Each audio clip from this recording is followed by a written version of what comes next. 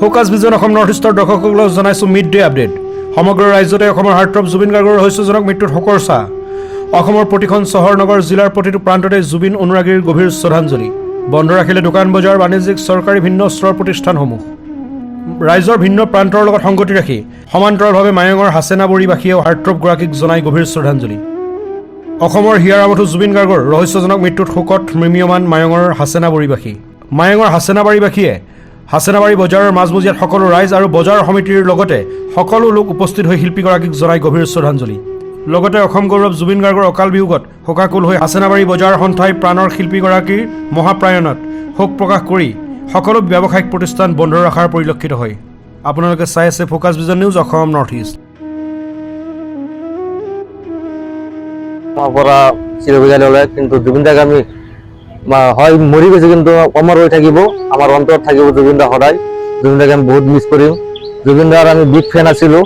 জুবিন দাৰ য'ত প্ৰগ্ৰাম হৈছিল তাতে আমি চাবলৈ গৈছিলোঁ। মৰিগাঁও, গুৱাহাটী, নগাঁও য'তে আছিল তাতে গৈছিলোঁ, কিন্তু আজি পৰা চাব নোৱাৰিম জুবিন দাক।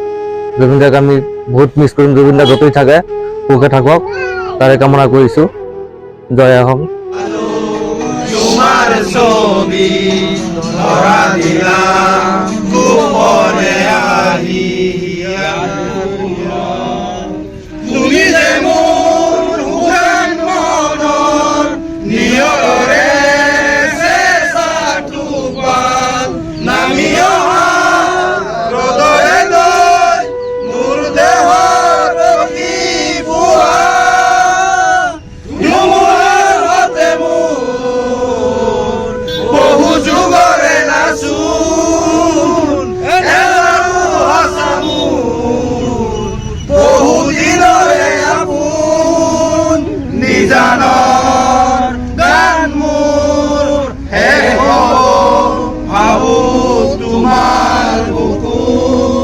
যিটো মানে খুব মানে মৰ্মান্তিক ঘটনা এটা কালি অকস্মাত হৈ গৈছে।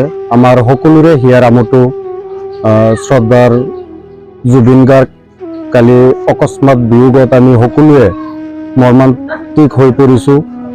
যিটোৱে নেকি আমাৰ গোটেই অসমবাসীৰ লগতে আমাৰ ১ নং গাগলমাৰীতো তাৰ যিসকল অনুৰাগী আছিলে তেখেতসকল কালিৰ পৰাই ভাগি পৰিছে। আমিও বহুত মানে আৱেগিক হৈ পৰিছোঁ।